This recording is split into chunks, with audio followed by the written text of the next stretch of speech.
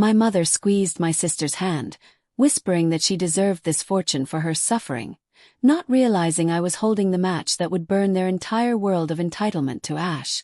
The air conditioning in the law office was set to a temperature that felt less like a comfort and more like a preservation tactic for the dead.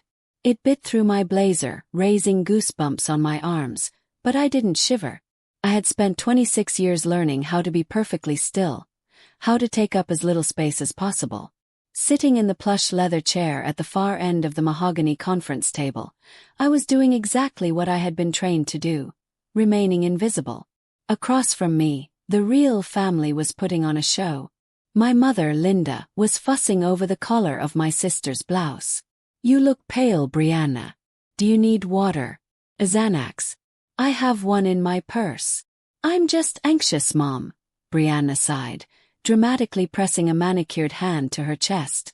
She was 29 years old, yet she still possessed the helpless, wide-eyed fragility of a toddler who had dropped an ice cream cone. "I just miss Grandpa so much. I don't know how I'm going to get through this reading without him." My father, Robert, leaned in, patting her shoulder with a heavy, reassuring hand. "We know, sweetheart. He loved you. That's why we're here. To make sure you're taken care of, just like he wanted." I looked down at my hands, resting quietly in my lap. My dark skin stood out against the cream-colored trousers I wore, an outfit I'd bought myself, with money I earned from a job I'd secured without a single phone call or connection from them. They didn't ask how I was doing. They hadn't asked if I missed Grandpa Walter. To them, my grief was irrelevant because my existence was functional. I was the low-maintenance one. The daughter who didn't need braces or dance lessons in Scottsdale, or a car when she turned 16. I was Rachel, the one who could survive on scraps. The narrative had been written long ago in Phoenix. Brianna was the porcelain doll, fragile and precious, constantly chipping and needing repair. I was the rubber ball. Bounce me off a wall, throw me on the concrete, and I'd just come back. Rachel. My mother's voice cut through the room, sharp and dismissive, though she tried to keep it low. She didn't look me in the eye. She looked at my hairline, checking for flaws in my braids. "Just so you know before Mr. Feldman comes in. This isn't going to be a long meeting. The will is mostly a formality. Grandpa Walter wanted to help Brianna get on her feet. She's had a hard year." "I know, Mom," I said.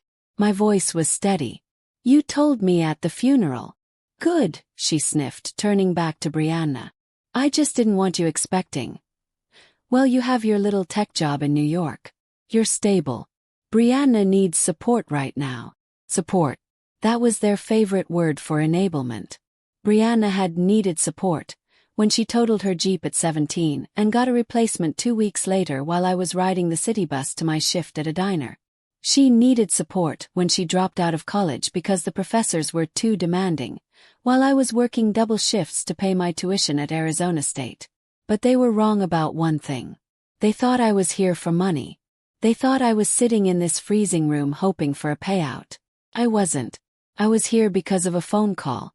3 months ago my phone had buzzed late at night. It was Grandpa Walter. He had moved to Sedona years ago, surrounding himself with red rocks and silence to escape the noise of my parents' constant drama. We hadn't spoken much. I assumed he viewed me the same way my parents did, as the background character in the Brianna show. But his voice that night had been clear, despite his failing health. "Rachel," he had rasped, "promise me something. When the time comes. Don't interfere. Just listen. And don't let them bully you into leaving that room." "I promise," I had whispered, confused. Now, as the heavy oak door opened and Mr. Feldman walked in, I tightened my grip on that promise. Mr. Feldman was a tall man with silver hair and eyes that looked like they had seen every variety of human greed. He carried a thick file folder, placing it on the table with a heavy thud that made Brianna jump. "Good afternoon," Mr. Feldman said, his voice a deep baritone that commanded immediate silence. He didn't smile. He sat at the head of the table and adjusted his glasses. "We are here to read the last will and testament of Walter J. Higgins." "We're ready," my dad said, leaning forward eagerly, like an investor waiting for a stock tip. "We know Walter wanted to prioritize Brianna's situation." Mr. Feldman's eyes flicked up, landing on my father, then sliding over to me. For a split second, I saw something flicker in the lawyer's expression. It wasn't pity. It was anticipation. "Actually," Mr. Feldman said, opening the folder, "Mr. Higgins left very specific instructions. Before we discuss the assets, he mandated that I read a personal letter he wrote 3 weeks before his passing. He stated that the will is not to be executed until this letter is heard by all beneficiaries." Brianna shifted in her seat, her sunglasses perched on her head. "A letter? Like a poem?" "No, Ms. Higgins," Feldman said dryly. "Not a poem. A statement of intent." My mother frowned. "Is this necessary? We really just want to get the logistics settled." "It is legally binding to the conditions of the estate," Feldman said, cutting her off. He picked up a sheet of heavy, cream-colored paper. "Rachel, can you hear me clearly?" My parents turned to look at me, surprised he had addressed me by name. "Yes," I said softly. "Good." Feldman cleared his throat. "To my family," he began, reading Grandpa's words. "For 30 years I have watched a tragedy unfold. I have watched 2 parents cripple one child with excess, and starve the other with neglect." The air left the room. My mother's mouth fell open. Brianna froze, her hand halfway to her water glass. "I sat by and did nothing," the letter continued. "I told myself it wasn't my place. But silence is not neutrality. Silence is consent. I watched Brianna receive every advantage and squander them, claiming victimhood. I watched Rachel achieve everything with nothing, claiming only her dignity. My heart hammered against my ribs." He had seen. All those years, sitting in the corner at Thanksgiving, quiet and observant. He had actually seen me. "You call Rachel low maintenance," Feldman read, his voice hardening. "I call her the only one of you who knows the value of $1, and more importantly the value of herself. You expect this will to continue the pattern. You expect me to save the child who refuses to grow up." Mr. Feldman lowered the paper for a moment, looking directly at Brianna, whose face had gone a blotchy, furious red. "That ends today." The silence that followed was heavy, suffocating, and absolutely electric. My mother looked like she had been slapped. My father was turning a shade of purple I'd never seen before. And I, the invisible daughter, the ghost in the family photo, I felt the first spark of something I hadn't felt in years. Felt seen. But I knew this was just the beginning. The money hadn't even been mentioned yet. Have you ever felt like the invisible one in your family or friend group, watching others get handed everything while you had to work twice as hard for half as much? How does that make you feel? It burns, doesn't it? That feeling that no matter how hard you try, you're just background noise to someone else's main event. If you've ever been the Rachel in a room full of Briannas, hit that like button and subscribe right now. Tell me your story in the comments. Let's prove that the invisible ones are actually the strongest army out there. I read every single comment. Let's get justice together. "He was obviously confused," my father stammered, his face flushing a deeper shade of violet. He gestured wildly at the letter in Mr. Feldman's hand. Walter had been on heavy medication those last few months. Painkillers. This resentment isn't him. It's the drugs talking. My father was of sound mind and body until the moment he passed Mr. Higgins, Mr. Feldman replied, his voice cool and clipped. "I videotaped the signing myself. Would you like to view it? Or shall we proceed to the distribution?" My mother placed a trembling hand on Brianna's knee. Brianna looked shell-shocked, her mouth opening and closing like a fish out of water. She wasn't used to being the villain in the story. She was only ever the victim or the princess. "Proceed," I said. It was the first time I had spoken since the reading began. My mother shot me a venomous look, but Mr. Feldman turned the page. "Regarding the primary residence in Sedona," Feldman read, located at 405 Red Rock Loop. The property, including all contents, furnishings, and the vintage car collection in the garage, is to be placed immediately into the Rachel Higgins Trust. What? Brianna shrieked. The sound was piercing in the small room. She stood up, her chair scraping violently against the floor. The house. But I told my friends I was moving in next month. I already looked at renovations for the master bath. Mom promised me. The house is for Rachel, Feldman continued, ignoring her outburst. To provide her the sanctuary she was denied in her youth. This is insane, my father growled. Rachel lives in New York. She doesn't even like Arizona. Brianna needs housing. She's currently in between leases. I'm not finished, Feldman said, his voice dropping an octave, commanding absolute attention. Brianna sat back down, breathing heavily, tears welling up in her eyes.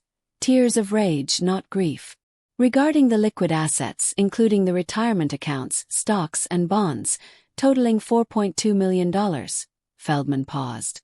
The number hung in the air. My parents' eyes widened. They knew he had money, but they didn't know he had that much. Walter directed that these funds be split intentionally unevenly, Feldman said. 10% is to be given to Brianna Higgins, to be administered by a financial guardian due to a history of fiscal irresponsibility. A guardian? Brianna choked out. I'm 29. And the remaining 90%, Feldman looked at me, a small, genuine smile touching his lips, is awarded to Rachel Higgins, outright and tax-free. The explosion was instantaneous.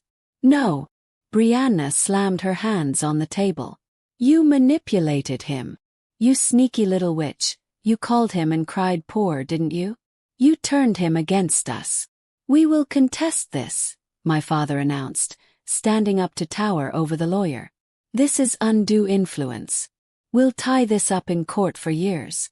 Rachel won't see a dime. My mother was sobbing now, clutching Brianna. How could you do this to your sister, Rachel? She has nothing. I sat there, my heart pounding but my face impassive. I watched them unravel. I watched the greed peel back the layers of family, to reveal the rot underneath. Mr. Feldman didn't flinch. He simply reached into the folder and pulled out a single red-bordered document. He placed it gently on top of the pile. I anticipated this reaction, Feldman said softly. And so did Walter. He tapped the red-bordered paper with his index finger. This, he said, looking directly at my father, is a contingency clause. It's colloquially known as a no-contest provision. But Walter added a terrifyingly specific addendum to it. Feldman looked at his watch, then back at the terrified faces of my parents. If anyone in this room utters one more word of protest, or files a single motion to contest this will, the terms change instantly. And trust me, Feldman's eyes locked onto mine, you do not want to know what happens if the terms change. He slid a finger under the seal of the envelope. Shall I open it, or would you like to sit down and be quiet? The silence that followed Mr. Feldman's threat was heavy enough to crush bone. My father, who had been standing with his chest puffed out like a bantam rooster, slowly sank back into his chair. The purple flush in his cheeks drained away, leaving him looking gray and old. Sit down, Brianna, my mother whispered, tugging sharply on my sister's wrist. Brianna looked from the red-bordered document to the lawyer's stone-cold face. She realized, perhaps for the first time in her life, that a tantrum wouldn't fix this. She slumped into her seat, crossing her arms, her lower lip trembling in a pout that used to garner sympathy but now just looked pathetic. Wise choice, Feldman said, his hand resting on the unopened envelope. The clause is simple. If any beneficiary contests the distribution of assets, their specific portion is immediately forfeited and donated to the Sedona Rattlesnake Preservation Fund. Fully legal. Fully enforceable. My father winced. He hated snakes. It was a final, petty, brilliant joke from Grandpa. Furthermore, Feldman continued, closing the main folder, the distribution of funds will begin in 30 days, pending no legal interference. Until then, the assets remain frozen. My pocket buzzed against my thigh. I pulled my phone out under the table. A notification flashed on the screen. A scheduled email. The sender was Walter Higgins. Subject: the truth. I opened it, my thumb hovering over the screen. Rachel, if you're reading this, the bomb has dropped. Watch them. Watch how quickly family turns into a transaction. You don't have to explain yourself anymore. You don't owe them a defense. You only owe yourself a life. Grandpa. I looked up. My mother was staring at me, her eyes wet, but not with love. She was calculating. She was already doing the math on how to guilt me into handing over my share once the checks cleared. We're done here today, Feldman said, standing up. I didn't wait for them. I grabbed my purse and walked out, the cool air of the office giving way to the blast furnace of the Phoenix afternoon. The heat radiated off the asphalt, distorting the air. I was halfway to my rental car when I heard the click-clack of heels sprinting behind me. Rachel! Stop! Turn. Brianna was rushing toward me, mascara running down her cheeks, my parents trailing behind her like exhausted handlers. You can't just walk away, Brianna screamed, cornering me against the driver's side door. You manipulated a sick old man. You poisoned him against us. How do you sleep at night? In a house I own, I said calmly. My mother gasped. Rachel, that is cruel. We are your family. We need to stick together. Brianna has debts. If you just transfer. No, I said. The word felt foreign, heavy, and wonderful. I promised Grandpa I'd listen. I didn't promise I'd fix your mistakes. I got into the car and locked the door. As I reversed, leaving them shouting in the heat, my phone buzzed again. It wasn't an email this time. It was a text from Mr. Feldman. Ms. Higgins, please check the back of the folder I gave you. There is an appointment card. They think the reading is over. It isn't. I glanced at the passenger seat where I'd tossed the file. Stuck to the back cover was a small white card with a date for exactly 1 month from today. Beneath the date, handwritten in red ink, were 3 words that made my blood run cold. The vault opens. The drive from Phoenix to Sedona usually took 2 hours, but it felt like I was crossing into a different dimension.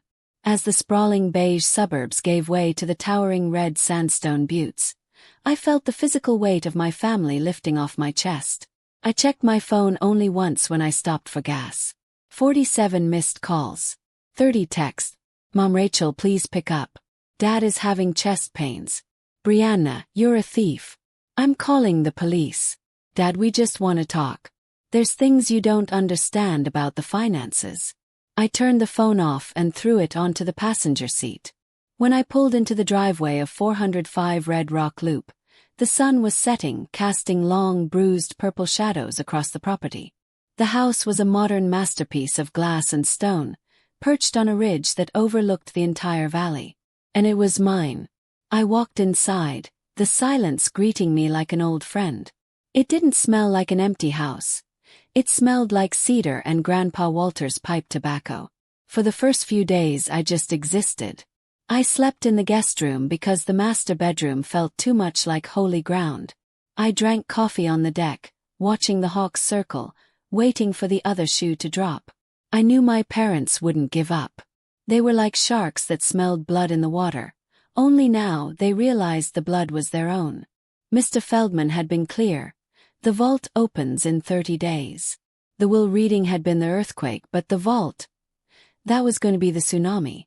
On the 3rd night, a storm rolled in over the desert. Thunder shook the glass walls. Restless, I wandered into Grandpa's study. It was a room I'd rarely been allowed in as a child. While Brianna was allowed to sit on his lap and play with his fountain pens, I was usually told to go watch TV in the living room. I sat in his heavy leather chair. It swiveled with a soft groan. The desk was clean mostly. Just a lamp, a blotter, and a framed photo of my grandmother. I ran my hand along the mahogany edge, feeling for something. I didn't know what. My fingers brushed against a bump on the underside of the desk drawer. I frowned. I crouched down, shining my phone's flashlight upward. Taped to the bottom of the wood was a small, black velvet pouch. My heart hammered against my ribs. I peeled the tape back and the pouch fell into my hand. It was heavy. I sat back up and dumped the contents onto the blotter. It wasn't a key. It was a cassette tape. An old mini cassette like the ones used in dictaphones from the 90s. There was a label on it, written in Grandpa's shaky handwriting. It didn't have a date, just had a name. Linda. My mother. I looked around the room. On the bookshelf, tucked between encyclopedias, was an old cassette player. My hands trembled as I popped the tape in and pressed play. Static filled the room, followed by the sound of a door slamming. Then my mother's voice, but younger. Much younger. And she wasn't crying. She was laughing. "He'll never know, Dad. Robert and I have it all planned out. If we just switched the..." The tape cut out abruptly with a sharp click. I stared at the player. Switch the what? I went to rewind it, to hear it again, but a sudden noise froze my blood. The front door downstairs. The electronic lock beeped, followed by the heavy thud of the deadbolt sliding back. Someone had the code. I shoved the cassette into the back pocket of my jeans and grabbed a heavy brass paperweight from the desk. My heart was a frantic bird battering against my ribs, but my hands were steady. I moved silently to the edge of the loft that overlooked the sprawling great room. Below, 3 shadows stretched across the slate floor. Flashlight beams cut through the darkness, dancing frantically over the walls. "I told you the code was his birthday," my father's voice hissed, echoing slightly in the cavernous space. "Stop shining that light at the windows, Linda. We don't need the neighbors calling the cops." "I just want my things," Brianna whined. "My jewelry box is in the guest room closet." "He said I could have it." "Forget the jewelry, you idiot," my mother snapped, her voice tight with a panic I had never heard before. "We need to find the floor safe. If Feldman gets to those ledgers before we do, we are going to prison." "Prison?" My grip on the brass weight tightened. They weren't here for heirlooms. They were here to destroy evidence.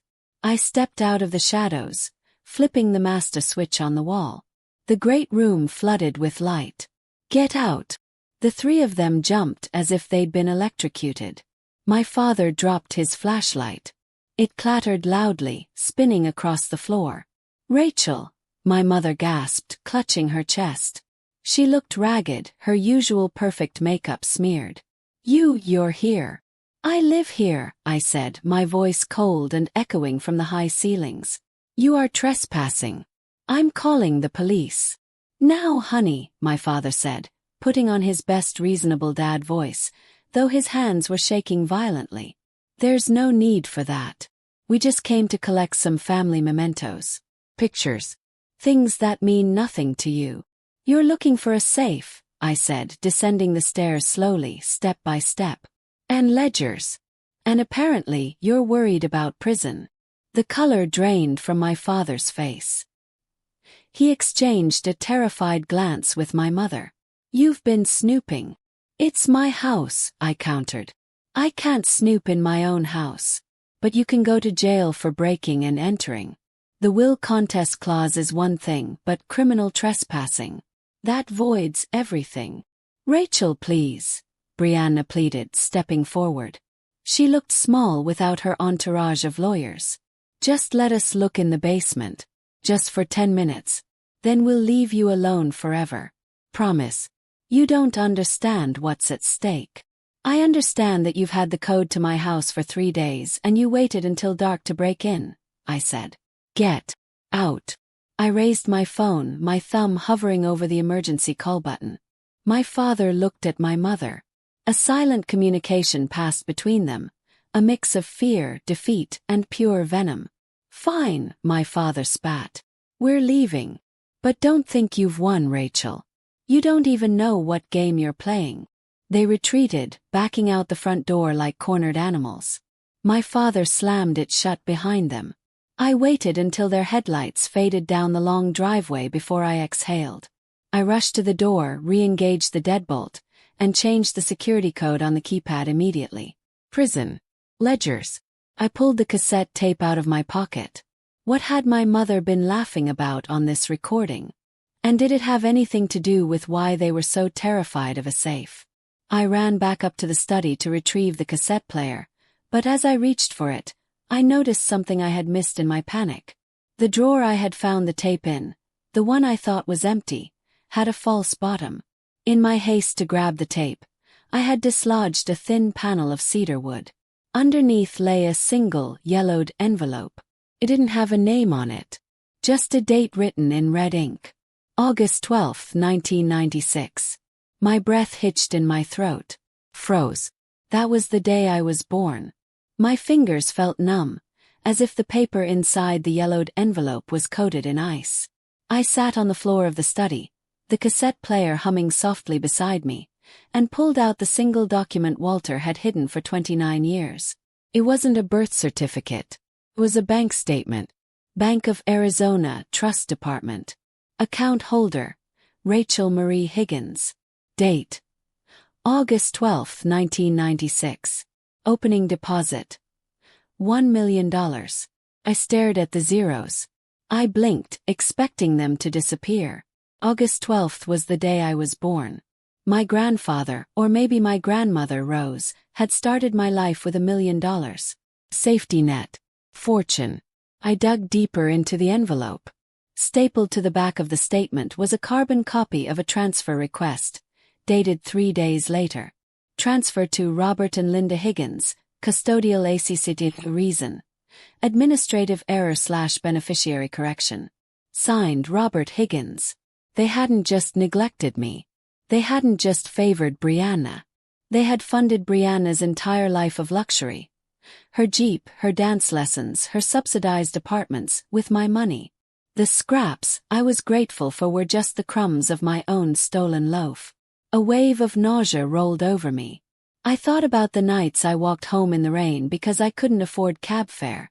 I thought about the student loans I was still paying off. I thought about my mother calling me low maintenance, while wearing jewelry bought with my inheritance. I grabbed the cassette player again. I needed to hear the rest. I needed to hear them say it. Press play. The static hissed, and then my mother's voice returned, picking up right where it had left off. He'll never know, Dad. Robert and I have it all planned out. If we just switch the account numbers on the ledger, the bank won't flag it. They don't check custodial transfers closely. My father's voice rumbled, sounding nervous. But Linda, it's a felony. If Walter finds out we drained the baby's trust to pay off Brianna's situation, he'll cut us off. He won't find out, Linda snapped. And Rachel won't know. We'll just raise her to be humble. She won't miss what she never knew she had. And what about the other thing? Robert asked, his voice dropping to a whisper. The witness. My hand hovered over the stop button. Witness.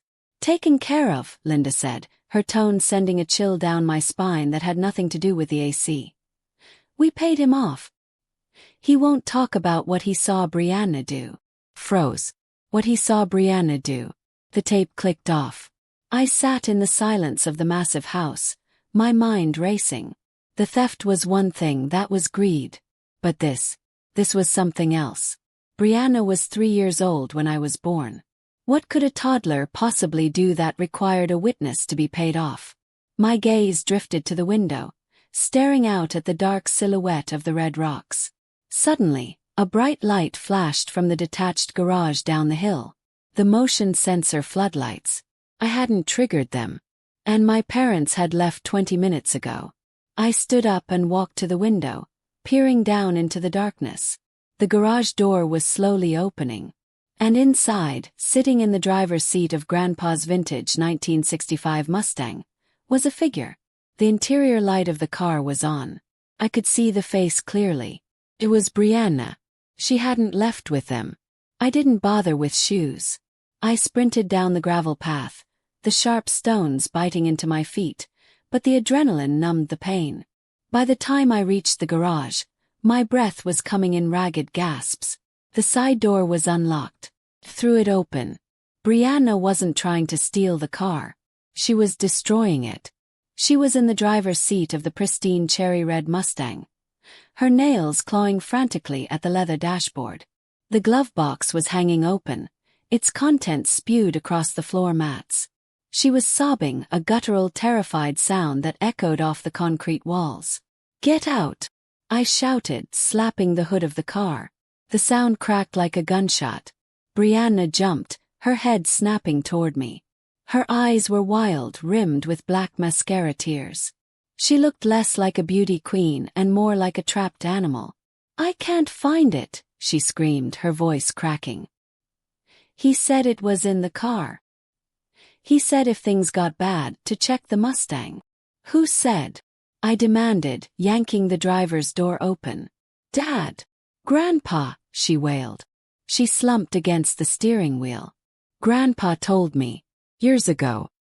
He said he kept an insurance policy in the car." Froze. "What kind of insurance?" Brianna looked up at me, her face streaked with misery. "Money, Rachel. You need it.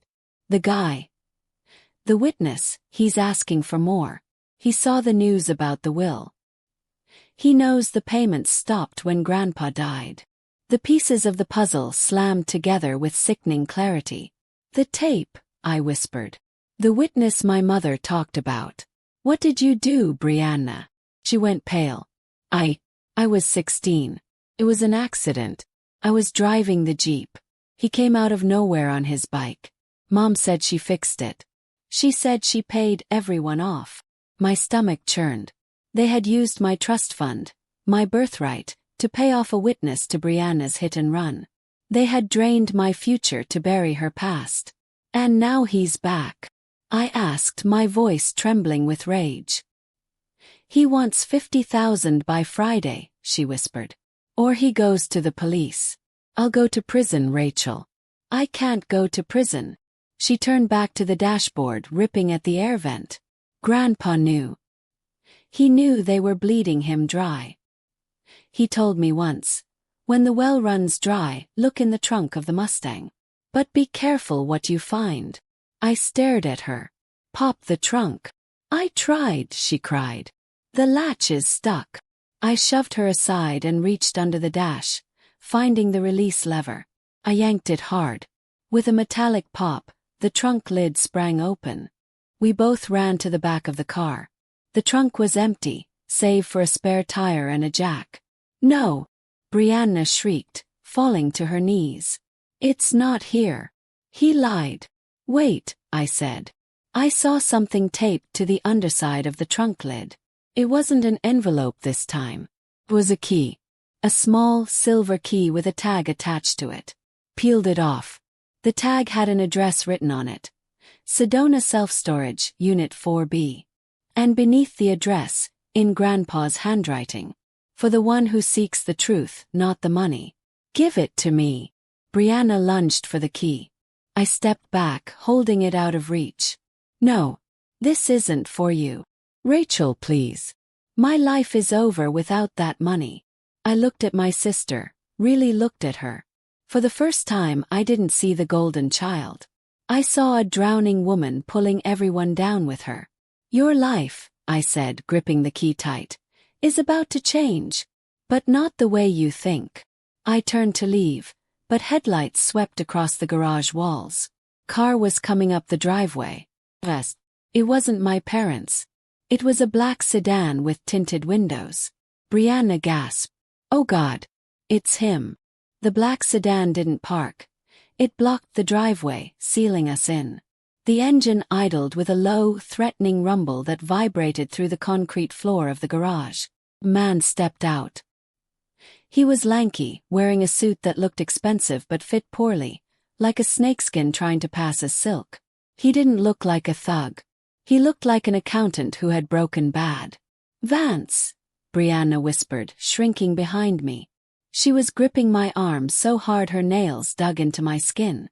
"Don't let him near me." "Stay back," I said, stepping in front of her.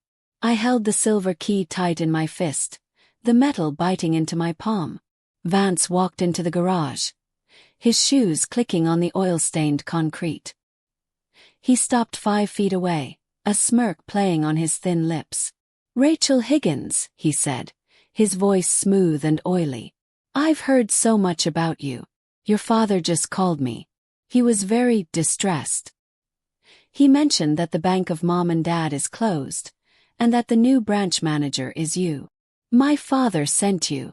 I asked, disgust roiling in my stomach. Of course he did. Robert couldn't get the money himself, so he pointed the wolf at his own daughter to save his own skin. "He said you have the assets now," Vance said, checking his watch. "And since Brianna here missed her Friday installment, and your grandfather is no longer around to keep the peace, I'm afraid the price has gone up. Late fees, you understand." "I'm calling the police," I said, reaching for my phone. Vance laughed. It was a dry, humorless sound. "Go ahead. We'll wait. And when they get here, I'll hand them the photos of your sister's Jeep hitting that cyclist on Route 89A. I'll show them the time-stamped emails from your mother negotiating the hush money. Brianna goes to jail for vehicular manslaughter. Your parents go down for obstruction of justice. And you get to watch your family name turn into a national disgrace." He took a step closer. "Or you can write me a check for $200,000, and I stay quiet for another year." Brianna sobbed. "Rachel, please. Just pay him. You have the millions now. Just pay him." I looked at Brianna, broken and pathetic. Then I looked at Vance, smug and predatory. "I don't negotiate with terrorists," I said coldly. Vance's smile vanished. "Then say goodbye to your sister." He reached into his jacket pocket. "Wait!" shouted. My mind raced. I needed time. I needed to see what was in that storage unit. Grandpa Walter had left that key for a reason. For the one who seeks the truth, not the money. "I don't have access to the trust accounts yet," I lied, my voice steady. "The assets are frozen for 30 days. You heard the will reading." Vance narrowed his eyes. "I don't care about probate. I want cash." "I have cash," I said, holding up the silver key. "Grandpa left a stash of the books. It's in a storage unit in West Sedona." Brianna looked at me, confused. Vance looked at the key, greed flickering in his eyes. "Show me," Vance demanded. "Follow us," I said. "If you try anything, I snap this key in the lock, and nobody gets anything." I grabbed Brianna and shoved her toward my rental car, maneuvering around the Mustang. Vance hesitated, then ran back to his sedan to follow. The drive was a blur of neon signs and red rocks illuminated by headlights. Brianna cried the whole way. I didn't speak. I was too busy planning. We pulled up to Sedona Self-Storage. It was a desolate row of metal doors behind a chain-link fence. Unit 4B was at the very end, shrouded in darkness. Vance pulled up right behind us, leaving his headlights on, blinding us as we got out. "Open it," he barked, standing by his car door. His hand hovering near his pocket again. My hands shook as I slid the silver key into the padlock. It turned with a heavy clunk. I pulled the lock free and grabbed the handle of the rolling metal door. "Grandpa," I whispered, "this better be good." I yanked the door upward. It rattled loudly in the quiet night. Vance stepped forward, expecting stacks of cash. Brianna peeked from behind my shoulder. But there was no money inside. The unit was almost empty, except for a single large object in the center, covered by a dusty gray tarp. "What is this?" Vance snarled, stepping into the unit. "Where's the money?" I walked forward and grabbed the corner of the tarp. Pulled it off. Vance stopped dead. His face went from angry to ghost white in a split second. He stumbled back, tripping over his own feet. "No," he whispered. "That's impossible. We destroyed it. We watched it get crushed." It wasn't a pile of cash. It was a bicycle. A twisted, mangled blue racing bicycle with a rusted frame. And taped to the handlebars was a laminated photo. Not of the victim, but of Vance. "Impossible," Vance stammered, backing away until his heels hit the metal track of the door. I watched the crusher flatten it. I saw the cube of metal. I stepped closer to the bicycle, my flashlight beam cutting through the gloom. Taped to the twisted frame was a plastic sleeve containing a receipt. Item 402, I read aloud, my voice echoing in the small steel box. Purchased from the Phoenix Impound Lot Police Auction by Walter Higgins. Dated 3 days after the accident. I looked at Vance. The blood had drained from his face, leaving him looking sickly and gray under the harsh storage facility lights. Grandpa didn't just save the bike, I said, piecing it together. He hired a private investigator. I reached for the dossier taped to the handlebars, the one with Vance's photo on the front. I flipped it open. Inside were grainy but undeniable photographs. Vance playing tennis. Vance hiking Camelback Mountain. Vance carrying heavy groceries. All dated 2 weeks after the accident that had supposedly left him with debilitating permanent spinal damage. The damage my parents had paid hundreds of thousands of dollars to keep quiet. You weren't a witness, I whispered, the realization hitting me like a physical blow. You were the cyclist. You're the victim. Brianna gasped, stepping out from behind me. But Mom said the cyclist was in a wheelchair. She said we were paying for his medical bills. It was a con, I said, staring Vance down.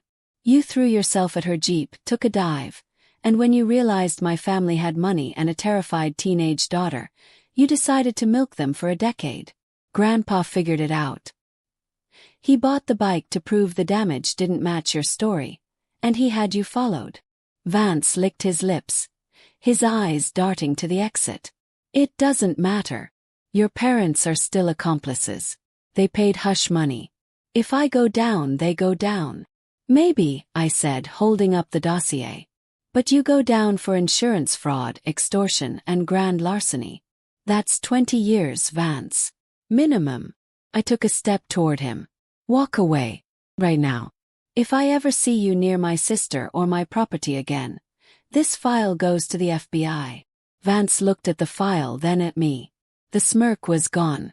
The arrogance had evaporated. He was just a small, greedy man who had finally been caught. Without a word, he turned and sprinted to his car. Tires screeched as he peeled out of the lot, disappearing into the night. Silence settled over the storage unit. Brianna sank to the ground, her designer jeans dusting in the dirt. She put her head in her hands and sobbed, not the bratty, attention-seeking wails I was used to, but deep, heaving sobs of relief and shame.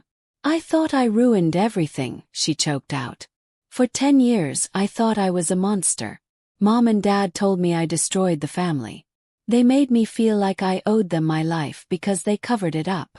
I looked at her, really looked at her, and for the first time I didn't see the enemy. I saw another victim. My parents had used my money to pay the blackmailer, but they had used the guilt to control Brianna. We were both puppets. They had just pulled different strings. I reached down and offered her a hand. She took it, her grip weak and trembling. Let's go home, I said. We drove back to the house in silence. The adrenaline was fading, leaving a bone-deep exhaustion in its wake. But as we pulled up the long driveway to 405 Red Rock Loop, the headlights caught something sitting on the front steps. It was my father.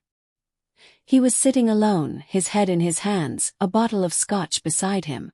But he wasn't looking at us. He was staring at the front door. 'Cause the front door was wide open. And standing in the doorway, illuminated by the hall light, was Mr. Feldman. He held a large, ornate box in his hands. He checked his watch as we stepped out of the car. "Good morning, ladies," Feldman said gravely. "The 30 days aren't up, but given tonight's events, the final instruction in Walters' will has been triggered early." He gestured to the open door. "Come inside. The vault is open. And there is one last person you need to meet." We walked into the great room, the air thick with tension. My father, Robert, didn't sit. He stood by the fireplace, staring at the unlit logs, looking like a man whose entire reality had dissolved. My mother, Linda, emerged from the hallway, her face pale, eyes darting between me and the lawyer. "What is going on?" she whispered. "Please sit," Mr. Feldman commanded. He placed the ornate box on the coffee table. He didn't open it immediately. Instead, he gestured to the wall-mounted television. "The person you need to meet," Feldman said, pressing a button on a remote, "is the man who watched you for 30 years. Not the quiet grandfather in the corner, but the judge." The screen flickered to life. It was Grandpa Walter. But he wasn't the frail old man I remembered from the hospital bed. He was sitting in his study, wearing his favorite suit, looking sharp, angry, and undeniably alive. "If you are watching this," the video Walter said, his voice booming through the surround sound, "it means Rachel has found the bicycle. Means the blackmail is over. And it means my son and daughter-in-law are standing in my house, wondering how they got caught." My mother gasped, covering her mouth. "Robert." "Linda," Walter continued, his eyes piercing through the screen. "I knew about the accident. I knew about the embezzlement of Rachel's trust. I let it play out because I needed to see if you would ever find a moral compass. You didn't." On screen, Walter leaned forward. "So, here is the final judgment. The no contest clause was just the appetizer. The main course is this. I have filed sealed indictments regarding the theft of the custodial funds. They are currently sitting on Mr. Feldman's desk." My father looked at Feldman, terror in his eyes. You wouldn't." "The indictments disappear on one condition," Walter's voice thundered. "You will sign over all parental rights to any remaining assets. You will leave this house. You will leave Sedona. You will receive a monthly stipend of $2,000. Enough to survive, not enough to destroy." He paused. "If you contact Brianna or Rachel again without their permission, the police get the files." The screen went black. The silence in the room was absolute. My parents looked small. They looked like what they were, thieves stripped of their disguise. "Sign the papers," I said, pointing to the stack Feldman had laid out. "Or I make the call." My father's hand shook as he signed. My mother didn't even look at us. She just wept soft, selfish tears for the life she was losing. They left 10 minutes later, taking only what they could carry. When the heavy front door clicked shut, the house felt different. The air was lighter. Brianna was sitting on the sofa, staring at her hands. "I don't know what to do," she whispered. "I've never made a decision without them." I sat down next to her. "You can start by picking a room. Any room you want. Rent-free." She looked up at me, tears spilling over, but this time she smiled. It was a real smile, weak but genuine. "Even the master." "Don't push it," I laughed. We walked out onto the deck as the sun began to rise over the red rocks of Sedona. The sky was a brilliant streak of violet and gold. The nightmare was over. The invisible daughter was invisible no longer. I looked at the horizon, taking a deep breath of the cool desert air. I had my sister back. I had my home. And for the first time in my life I had peace. It was exactly as Grandpa had promised. This wasn't the end. It was the beginning.